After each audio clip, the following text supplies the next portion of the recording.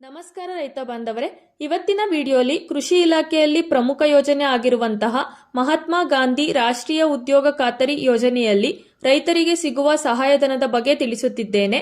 ಈ ಒಂದು ಯೋಜನೆಯಲ್ಲಿ ಬದುಗಳ ನಿರ್ಮಾಣಕ್ಕೆ ಸಹಾಯಧನವಿದೆ. ಬದುಗಳಂದ್ರೆ ಏನು, ಅದರಿಂದ ಏನು ಉಪಯೋಗ ಅನ್ನೋದಾದ್ರೆ, ಬದುಗಳನ್ನ ನಾವಾಗೆ ನಿರ್ಮಾಣ ಮಾಡ್ತೀವಿ. ಅದು ಯಾವ ರೀತಿ ಏನಕ್ಕೆ ಅಂತ ಅಂದ್ರೆ, ಬಿದ್ದಂತಹ ಮಳೆ ನೀರು ಕೊಚ್ಚೋಗ್ಬಾರ್ದು.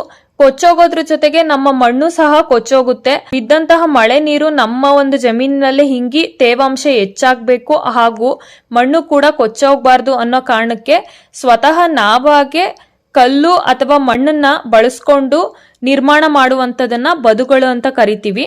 ಬದುಗಳನ್ನ ನಿರ್ಮಾಣ ಮಾಡೋದ್ರಿಂದ ನಮ್ಮ ಜಮೀನಿನಲ್ಲಿ ತೇವಾಂಶ ಚೆನ್ನಾಗಿದ್ದು ಇಳುವರಿಯೂ ಸಹ ಹೆಚ್ಚಾಗುತ್ತದೆ.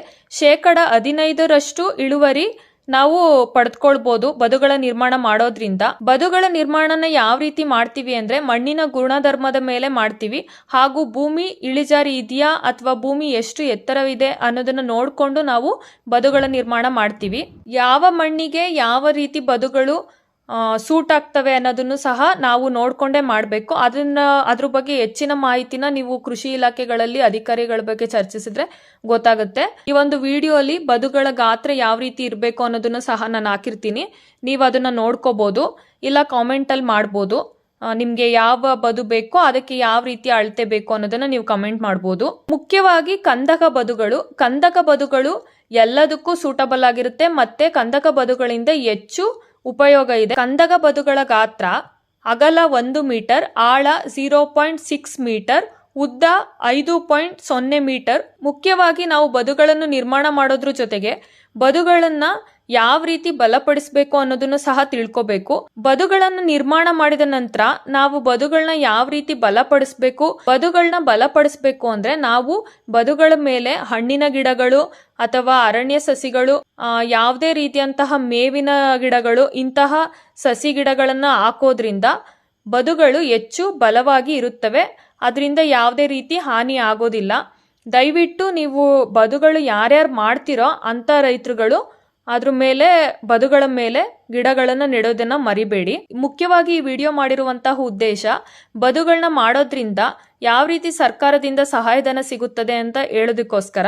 1 ಎಕರೆಗೆ 10,000 ಸಹಾಯಧನ ಬದುಗಳ ನಿರ್ಮಾಣಕ್ಕೆ ಸಿಗುತ್ತೆ. ಅದು 2 ಹಂತದಲ್ಲಿ ಹಾಕ್ತಾರೆ. ಮೊದಲನೇ ಹಂತದಲ್ಲಿ ನಿಮ್ಗೆ ಅರ್ಧ ಅಮೌಂಟ್ ಬರುತ್ತೆ. ಅರ್ಧ ಅಮೌಂಟ್ ಯಾವ ರೀತಿ ಬರುತ್ತೆ ಅಂದ್ರೆ, ನೀವು ಎಷ್ಟು ವರ್ಕ್ ಮಾಡಿರ್ತೀರಾ, ಪೂರ್ತಿ ವರ್ಕ್ ಕಂಪ್ಲೀಟ್ ಆಗಿರ್ಬೇಕು, ಮತ್ತೆ ಬೋರ್ಡ್ ಹಾಕಿರ್ಬೇಕು, ನಾವು ಇಂಥ ಒಂದು ಸ್ಕೀಮಲ್ಲಿ ಮಾಡ್ಕೊಂಡಿದೀವಿ ಅಂತ. ಆಗ ಬಂದು GPS ಮಾಡ್ಬಿಟ್ಟು ನಿಮ್ಗೆ ಹಾಫ್ ಅಮೌಂಟ್ ಹಾಕ್ತಾರೆ. ಆಮೇಲೆ ಅರ್ಧ ಅಮೌಂಟ್ನ 2ನೇ ಹಂತದಲ್ಲಿ ಹಾಕ್ತಾರೆ.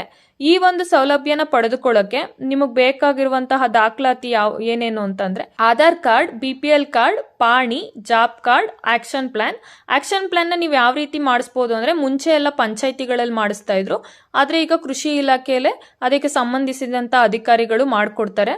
ಹೆಚ್ಚಿನ ಮಾಹಿತಿಗಾಗಿ ನೀವು ಕೃಷಿ ಇಲಾಖೆನ ಭೇಟಿ ಮಾಡ್ಬೋದು.